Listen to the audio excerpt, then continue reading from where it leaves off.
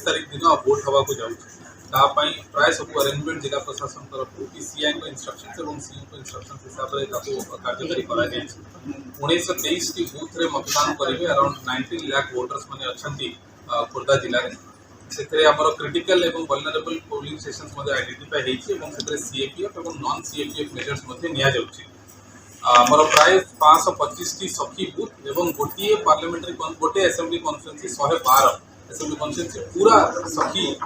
booth से रोचे ता छड़ा आमर 40 टी यूथ बूथ और 8 टी पीडब्ल्यूडी बूथ फैसिलिटी करा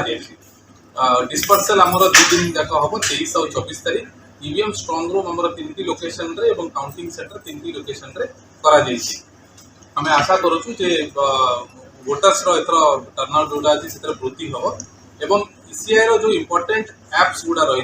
जिला प्रशासन जो ऐप रही वोटर हेल्पलाइन ऐप नहले आमर जो मो बूथ ऐप खोर्धा जिलार प्रत्येक वोटर्स मान सहाय से polling location number polling location route एवं से बूथ रे से समय भिड़ केते अच्छी जापर आपण जरिया रिक्वेस्ट कर सब वोटर्स मान से 25 तारीख दिन से